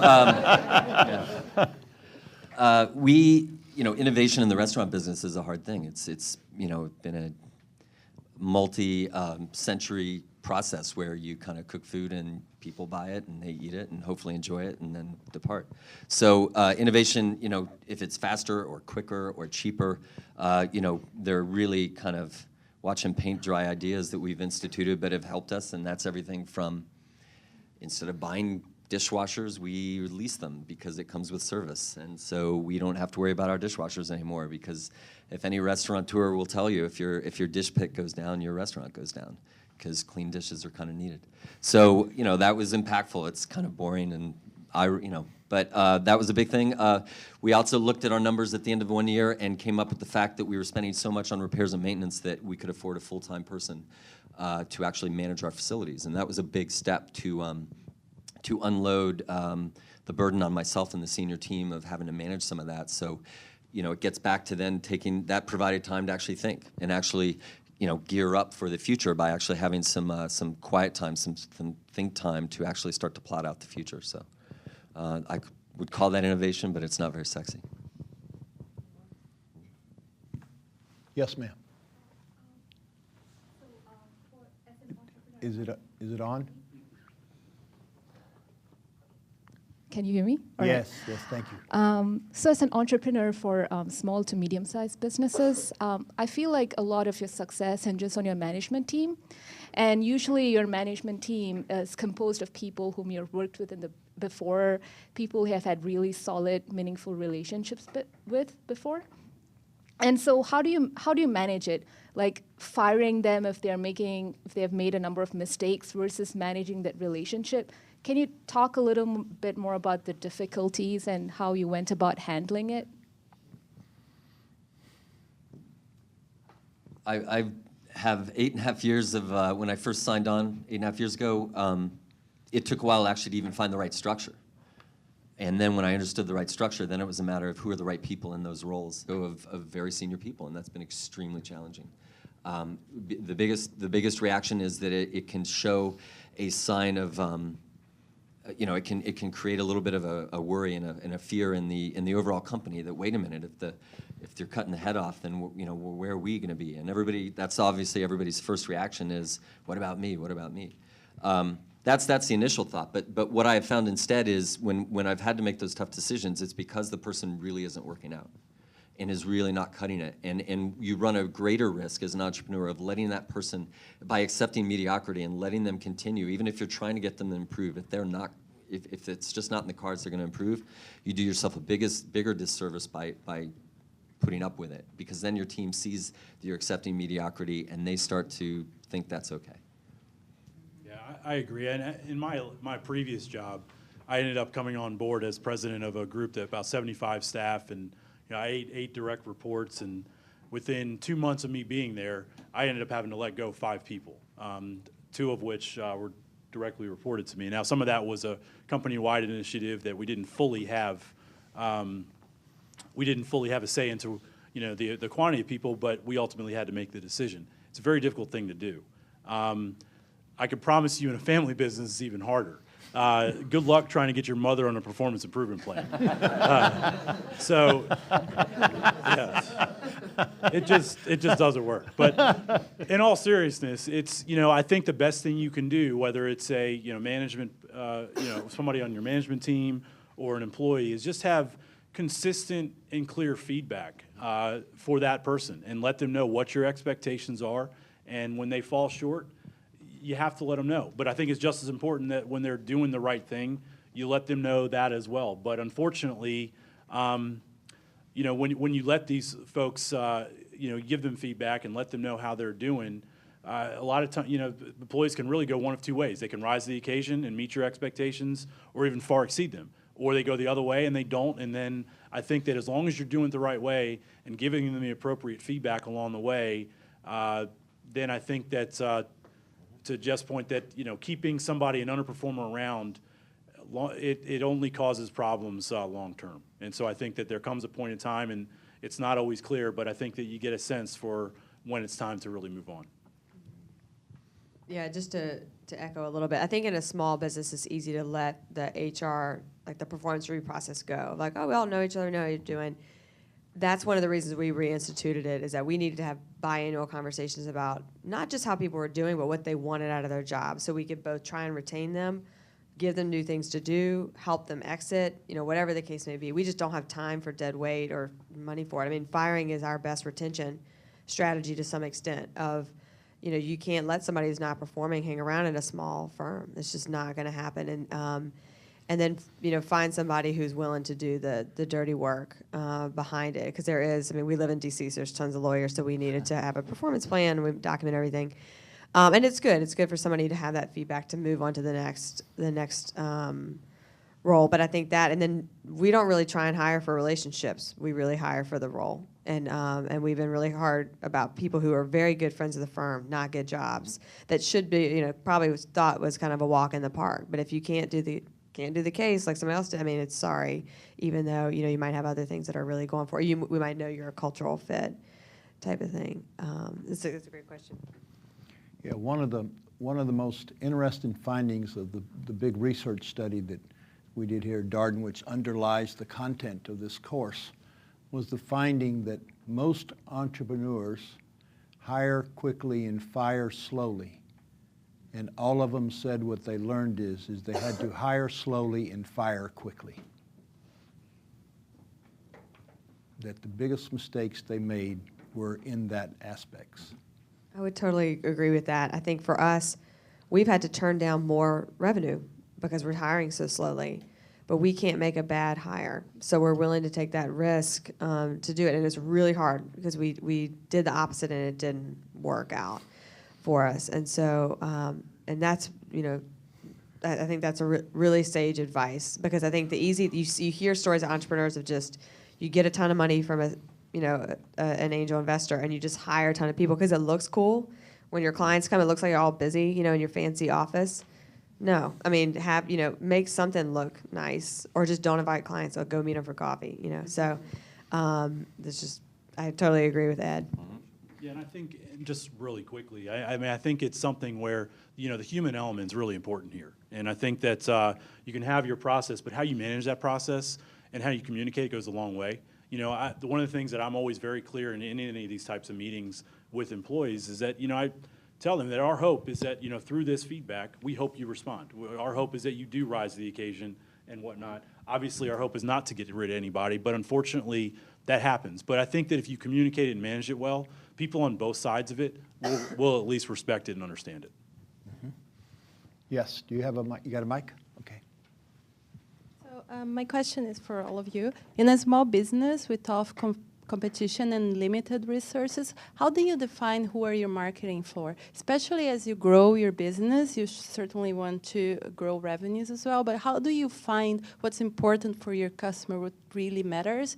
And is that a process, gut feeling, or more trial and error? How does that happen? I could take a stab. Yeah. Yep. So I think for us, and we may be a little different just because I kind of came at this from the very beginning, I guess, is that, we really tried to figure out, okay, once we looked at our brand and who we wanted to be, so who do we want to really associate ourselves with? Who are some of the big players that we really want to target? And I think that for us, in the food space, I mentioned the WF company earlier, Cisco, UNFI, Amazon, some of the big, players that fit well within your brand. I think that it's literally you look at across the industry and say, okay, who do you want to associate yourself with? And then once you do that, then it's really finding, okay, how do you get in front of the key decision makers? Who are the key decision makers? What level are they? And that's how the process goes. It's really not, I hate to say it, but it's really not all that complicated. It's just something where you just, I think you figure out, again, what is your brand and who do you want to work with? And I think that's your starting point. That's how you go.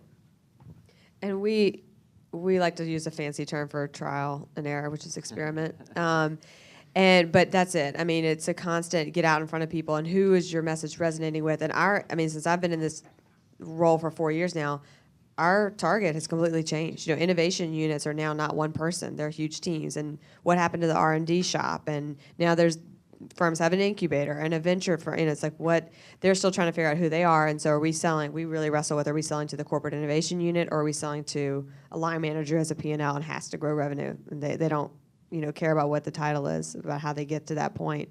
And so we've really done it by going out and trying to pitch it and see where it lands.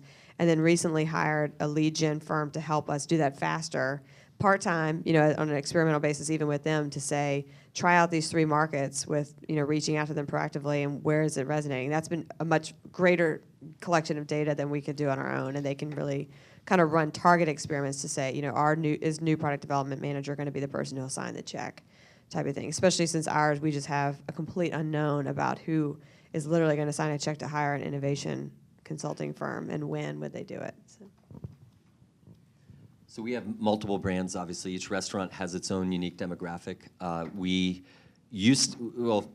limited resources, it's a great question because we in the restaurant world, we don't have enough money. We don't advertise at all. We made the conscious decision a while ago to hire in-house a full-time PR person. In the restaurant world, word of mouth tends to go further than anything, and so we have somebody who's fully dedicated to us in-house. That's more important to us than hiring an agency, because I don't understand how an agency could represent 2 restaurants and make a decision between which one they're going to promote. So we know she's promoting us. We used to heavily rely on print advertising, or not advertising, but print, getting written up in the print, whether it's critical reviews or new menus or new chefs or what have you. That obviously is less relevant now, and so we put most of our effort behind social media now. We prioritize Facebook, Instagram, and Twitter. We have the biggest challenge, though, is because we have multiple brands and we have designated people at each location taking that on, you have to give them some boundaries, or else you have somebody representing the brand that maybe doesn't use the proper grammar or uses inappropriate language or uses inappropriate pictures or whatever. So you got to give them boundaries and guidelines. And we had a really great session 2 weeks ago where we reviewed with each of our social media managers in each of the restaurants. It's a secondary assignment that they have in addition to their normal day-to-day duties. It might be the service manager at Number 9 Park. It might be the assistant manager at Drink or what have you. So we gave them templates on how to talk about wine.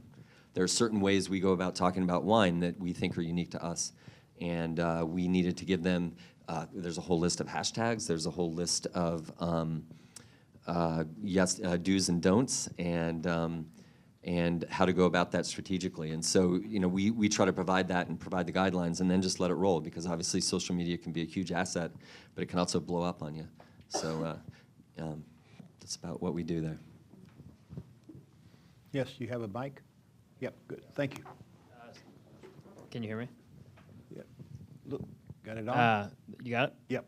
So this question is more around personal growth for you guys at the stage that you're in your career. So what's been a big challenge that you've had to overcome? And then I guess what are opportunities that you see in your position to grow going forward? About, say 2 minutes each, Max. Yeah, I'll do it quickly.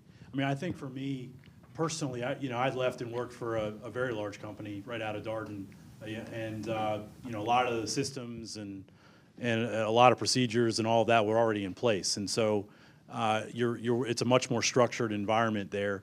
Going to, then transitioning over to the family business, a lot of that wasn't. And so dealing with a little bit more uncertainty and a little less structure, for me, it was an adjustment. But for me, it was really cool because at the end of the day, I had the leeway to really shape, where we wanted to go. And every decision that I made had a very significant effect on the company.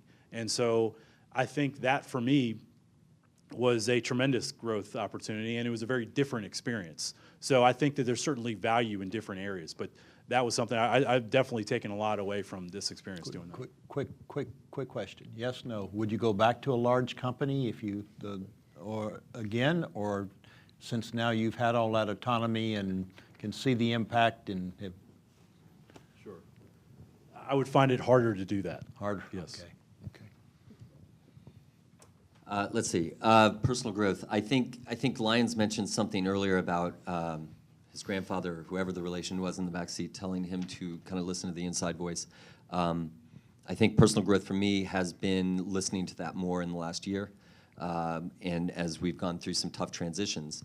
And then that leads to the next phase of personal growth for me, which is I've been a really good number 2 person as COO, and really having a visionary to work with and basically execute the vision and craft a strategy that supports that vision. And I'm really, really looking forward to the next step, which is working with the team to craft out what that vision is this time around and what is best for the Grupo moving forward, and then how to execute that. So that for me is going to be an exciting part of that. Can I answer that question too about corporate? Huh? I'm No, not- yeah. I know your answer. Yeah. Well, now we don't, so. Oh, Yeah, okay. never in a million years. Never knew. No, it's too much fun when you control your own destiny. Yeah, I agree. I mean, I think what I've learned in the last 4 years, and especially, Darden has a nice benchmark of sort of you and how your classmates feel they've personally grown. I mean, you're held responsible for it, and that can be really daunting. But there's no better way to learn than that you just screwed up or you didn't make a decision when you should have. So I think the personal growth is just out the roof. I think it is helpful, to have if you're going to work with a CEO or a team, to have somebody that you're going to learn from. And at the end of the day, for us, it's a small team. So to have 10 people you're learning from, if you're in a big company, you might have 300,000 that you could technically learn from. So as long as you're in a place where you're either constantly getting to do stuff in the business and learning from a CEO who enjoys teaching and enjoys new things as well, and is kind of along for the ride, is good. But it is an interesting, I think, for me, I think what would be interesting moving next is obviously I've happened to be a consultant my whole professional career, is going in-house. That's something that's intriguing to me. So what I like about what I do now is creating change and making new things happen. And I think one of a bigger challenge is to try and break that mold inside a big organization. But that's also what we do all day. We go into big organizations and do what we do and try and bring that to life there. So I think that'd be a fun, challenging, and probably one I'd need, maybe some medication to get through, but would be a fun challenge. If I say the word growth, what's the first thing that pops in your mind? One word or 2 words? Growth. Exciting. Defining, I think, unfortunately or fortunately, it's how companies' success is defined. This year. This is what, I know it's time to get going. We're been stagnant, so we're looking forward to getting going. All right. Well, to everybody who's been watching, we thank you for joining us. To the class, thank you for attending and for your questions. To the panel, thank you for coming. All of these people came from other cities to join us. Thank you for your participation and your wisdom and your experience, and continued best wishes on your journeys. And everyone have a nice evening. Thank you very much.